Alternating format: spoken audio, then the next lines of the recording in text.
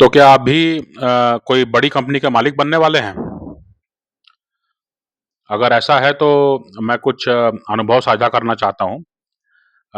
मेरी कोई बड़ी कंपनी नहीं है, लेकिन कुछ बड़ी कंपनी वालों को मैंने देखा है और वो बड़ी कंपनी वालों का जो है 2 सिद्धांत जो मैंने ऑब्ज़र्व किया, है ना? वो मैं आपसे साझा करना चाहता हूँ, है ना?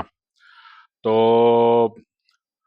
अ, कॉर्पोरेट सेक्टर में और भी जगह पर ये सिद्धांत लागू होते हैं कि नहीं होते हैं, इनको अपनाया जाता है कि नहीं अपनाया जाता है, इनको फॉलो किया जाता है कि नहीं किया जाता है, वो मुझे नहीं मालूम है। आप लोग अगर जानते हो तो ज़रूर प्रतिक्रिया दें। लेकिन जो 2 सिद्धांत समझ में आए मेरे को, उनमें से पहला था कि जैसे मान लीजिए कि बड़ी कंपनी है, तो जो स्टाफ है उसने आके बताया कि 5-500 रुपए अपने को 10 जगह खर्चा करना होगा और बढ़िया मेंटेनेंस हो जाएगा, है ना? फिर अपना साल 2 साल छुट्टी हो जाएगी। तो 500 10 जगह खर्चा करना है मतलब 5,000 रुपए खर्चा हुआ, ठीक है?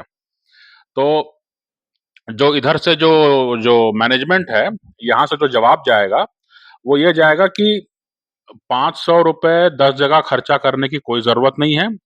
चीज़ों को चलने दो, जिस दिन बैठ जाएगा, जिस दिन जो चीज़ बैठ जाएगी, है ना?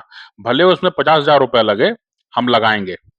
लेकिन अभी मेंटेनेंस के नाम पे 500, 600, 1000, ₹50, ₹100 ये करने की ज़रूरत नहीं है ना?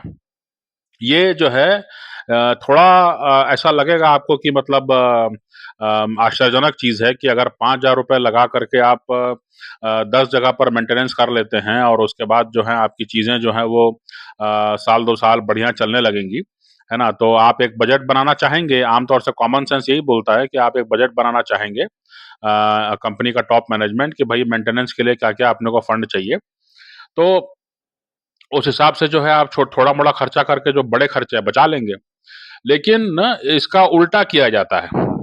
इसका उल्टा किया जाता है क्योंकि ₹5,000 क्योंकि आपका एक्सपेंशन हो रहा है, आप नई-नई चीज़ें ले रहे हैं, मार्केट में नई-नई चीज़ें आ रही हैं, हर नई चीज़ को आप ले रहे हैं। आपकी कंपनी का जो मिडल मैनेजमेंट है वो खरीद रहा है। हर कोई उपभोग चाहता है, हर कोई जो है चाहता है कि मुझे ज़्यादा सुविधाएँ मिलें, है ना? कोई भी पीछे नहीं रहना चाहता।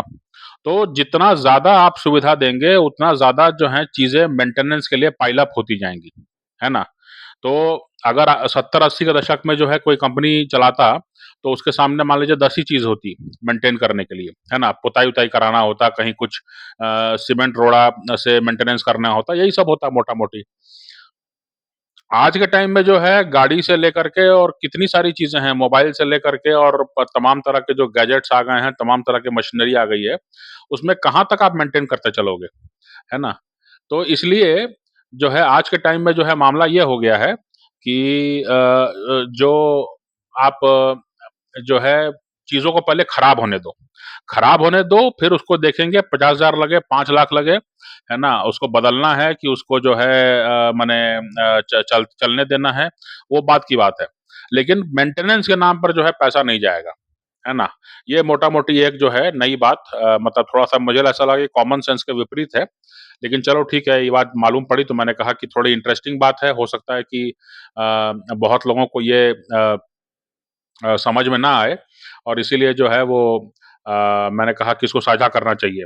क्या पता आपकी भी कोई अच्छी बड़ी कंपनी होने वाली हो तो इस बात का ध्यान रखिए, ऐसा होता है ना? कैसे आप एक्सपेंसेस मैनेज करेंगे, है ना? उसका एक तरीका ये हो सकता है, आप अपने अनुभव में देखिए, आपके आस-पास भी अगर कोई ऐसा अगर कोई ऐसा जो है मतलब अगर कोई कंपनी है या अगर आप खुद कॉर्पोरेट सेक्टर में काम करते हैं, तो वहाँ भी देखिए कि ये जो है इस तरह की चीज़ें ऐसा होती है क्या? यही यही फ़ॉर्मूला अप्लाई होता है क्या वहाँ पर? या ये जो मेरा अनुभव है वो नया है आपके लिए? इसको भी थोड़ा देख लीजिए। तो ये हो गई बात। अ,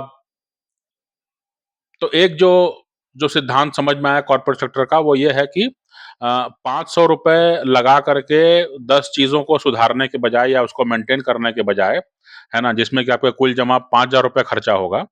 उसके बजाय जो है आप चीज़ों के खराब होने का, बैठने का वेट करें और उसके बाद जो है आप भले वो जो है उसमें ₹50,000 लग जाए, है ना? तो ये एक सिद्धांत हुआ। दूसरा जो सिद्धांत है वो अ, कहीं न कहीं जो है ह्यूमन रिसोर्स से जुड़ा हुआ है। तो उसमें ये देखने को मिला, मैंने ऑब्ज़र्व किया इस बात को कि अ, आप बहुत ज़्यादा काम कर रहे हैं, 24 घंटे काम कर रहे हैं, 24 घंटे नहीं काम कर रहे तो 18 घंटे काम कर रहे होंगे, 15 घंटे काम कर रहे होंगे, 12 घंटे काम कर रहे होंगे, है ना? और जब अपने घर भी जाते हैं या कहीं अगर काम से हट के भी कहीं जाते हैं, तो दिमाग में वही सारी चीज़ें बनी रहती हैं। मोबाइल है, मोबाइल आपको बाँधे रखता है अपने अपनी चीज़ों से, तो अगर किसी को कुछ बोलना होगा, किसी को कुछ पूछना होगा, तो आपसे पूछेगा ही। तो कहीं न कहीं जो है आप सतत रूप में जो हैं जो सतत सतत रूप में जो हैं आप बने हुए हैं अपने काम के साथ। अब वो काम आपको पसंद हो, चाहे वो काम आपको स्ट्रेस देता हो, लेकिन उस काम के साथ जुड़े रहने से ही आपकी आजीविका चलनी है और उसी से जो है आपका जो स्टेटस है वो बने रहना है और उसी में आपको प्रगति मिलनी है। तो अब इसको कैसे मैनेज किया जाए, है ना? आपको जो है ज़्यादा से ज़्यादा समय प्रतिदिन देना है अपनी युवावस्था का या अपने अधेड़ उम्र का।